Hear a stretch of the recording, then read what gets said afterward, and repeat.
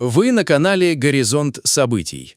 Планета меняется быстрее, чем мы успеваем за ней следить. Сегодня 19 июня, и прямо сейчас вы увидите главные природные аномалии, катаклизмы и чрезвычайные происшествия, которые потрясли мир за последние 24 часа. Мощный грозовой фронт дестабилизировал погодную ситуацию в Греции, вызвав сильные разрушения сразу в двух противоположных частях страны. Экстремальные тропические ливни, обрушившиеся на регионы 17 июня, привели к масштабным внезапным паводкам в северном городе Нигрита и крупном южном порту Каламата. Национальная метеослужба Греции незадолго до этого объявила штормовое предупреждение высшего уровня, однако интенсивность осадков превзошла все ожидания синоптиков.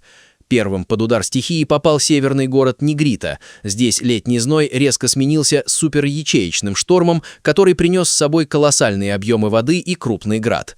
Дренажные системы моментально забились грязевыми потоками, спускающимися со склонов холмов, что вызвало наводнение.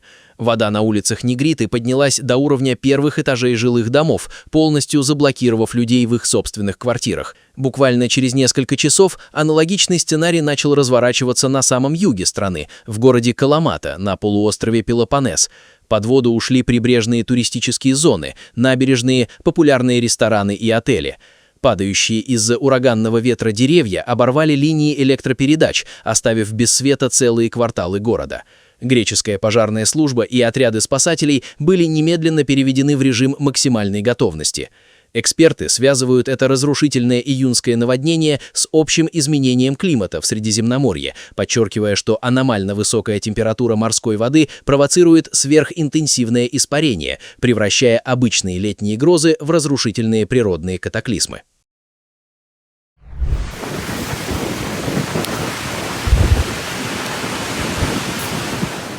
Разрушительный торнадо обрушился на округ Эффингем, штате Иллинойс.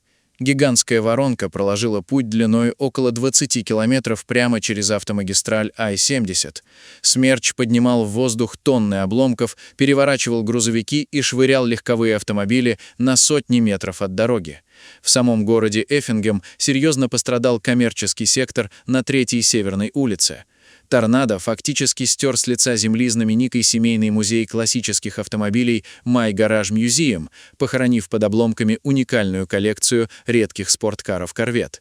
Соседние населенные пункты Теутополис, Дитерих и Шамвей пострадали еще сильнее. Там торнадо полностью уничтожил десятки жилых домов. Удивительно, но благодаря своевременному открытию общественных убежищ и оперативной эвакуации удалось избежать массовых жертв. На данный момент сообщается о нескольких пострадавших.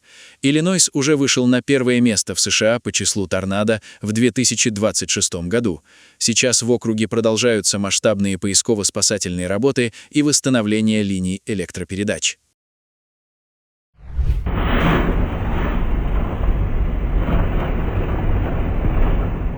Еще один мощный торнадо прошел 18 июня в районе города Слайдell в штате Луизиана.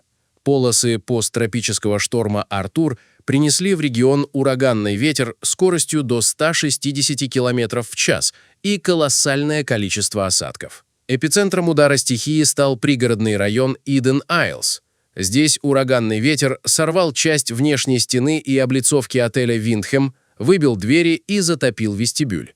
На улицах города и соседнего поселка Перлингтон повалены десятки деревьев, оборваны линии электропередач, с многих жилых домов сорваны крыши и металлические навесы. Ситуацию усугубили сильные осадки, которых выпало за 2 часа до 230 миллиметров. Власти штата уже ввели режим чрезвычайного положения, призывая жителей не выходить на затопленные улицы, где могут находиться оборванные провода. Сейчас на месте ЧП работают спасатели. Сообщений о погибших в районе Слайдела не поступало.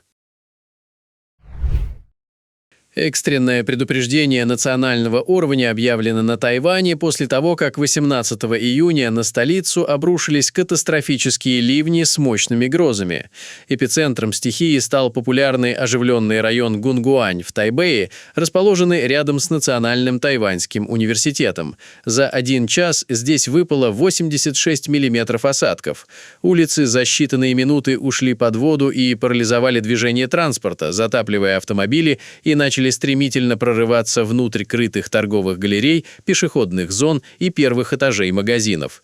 Метеорологи объяснили такую аномальную интенсивность слиянием грозовых конвективных ячеек, из-за чего колоссальный объем воды вылился на ограниченную площадь за очень короткое время. Серьезный удар стихия нанесла и по другим частям мегаполиса. В тайбэйском зоопарке потоки превратили прогулочные лестницы в настоящие водопады, полностью затопив главный вход. На одной из строительных площадок в центре города молния ударила возле рабочих. 2 мужчин госпитализированы с травмами и ожогами. Синоптики Центрального метеорологического управления Тайваня призывают граждан избегать низменных участков дорог. Крупный оползень полностью заблокировал объездную дорогу Тхалли-Санджаоли в городе Шимла индийского штата Химачал-Прадеш. ЧП произошло вечером 18 июня в районе Ламбитхар. К счастью, в результате масштабного схода породы никто из людей не пострадал. Эта ключевая 34-километровая объездная дорога служит важнейшим альтернативным маршрутом для обхода Шимлы, связывая популярные туристические направления Куфри, Налдера и Нарканда. Движение транспорта оказалось парализовано в обоих направлениях. На время расчистки дороги полиция Шимлы организовала объезд, перенаправляя автобусы и автомобили через рынок Санджаули и другие объездные пути, что вызвало дорожные заторы в городе. Спустя 2 часа упорной работы спасателям удалось расчистить одну полосу и частично восстановить движение, однако работы продолжаются. На северо-востоке Бразилии, в штате Пиауи, бушует экстремальная погода. 17 июня на город Пиракурука обрушилась гроза, которая сопровождалась редким и крайне опасным метеорологическим явлением – микропорывом. Удар был внезапным и сокрушительным. Штормовой ветер косил деревья, с корнем вырывая их из земли, и массово валил бетонные опоры линии электропередачи, оставив часть города без света. Стихия срывала крыши с жилых домов, крушила фасады магазинов и ломала кирпичные стены зданий. Под обломками и упавшими деревьями оказались погребены десятки автомобилей и мотоциклов. По разрушительной силе микропорыв очень похож на торнадо, однако имеет принципиальное отличие – у него полностью отсутствует вращение. Это явление возникает, когда ледяной нисходящий поток воздуха из мощного грозового облака устремляется вниз и, столкнувшись с поверхностью Земли, расходится в стороны. По предварительным сводкам экстренных служб обошлось без человеческих жертв и пострадавших. В Колумбии мощный шторм привел к масштабному наводнению в муниципалитете Сеговия, расположенном в департаменте Антиокия. На регион обрушился тропический ливень, который продолжался без остановки несколько часов. За это время выпала многомесячная норма осадков, что вызвало выход из берегов местных рек и ручьев. Потоки воды и грязи хлынули на городские улицы, превратив дороги в бурные непреодолимые реки. Уровень воды в некоторых жилых кварталах и коммерческих зонах достигал от 50 сантиметров до 1 метра. Под воду ушли первые этажи зданий, дома и магазины. Сильнейшее течение смывало и уносило за собой припаркованные автомобили и мотоциклы, а также валило деревья. От разгула стихии пострадали как минимум 18 городских районов, среди которых наибольший удар приняли на себя Галан, Ла-Кварента, Маркеталия и Эль-Тигрита. Около 400 местных жителей оказались в зоне бедствия, многие семьи были экстренно эвакуированы спасателями. Благодаря слаженной работе спасателей обошлось без человеческих жертв.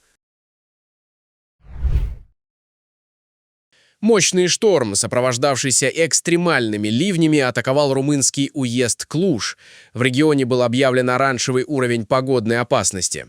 Стихия принесла с собой шквалистый ветер с порывами до 70 км в час, грозы и колоссальные объемы воды. От града пострадали Бансида и Раскручи. Там ледяные снаряды нанесли огромный ущерб сельскохозяйственным угодьям. В самом сердце уезда, городе Клуж-Напока, сильнейшие ливни превратили городские улицы в реки. На оживленных транспортных артериях Барханчи и Трифоилуй движение автомобилей и общественного транспорта оказалось серьезно ограничено из-за высокого уровня воды. Несмотря на всю масштабность и внезапность удара стихии, информация о пострадавших среди населения не поступала.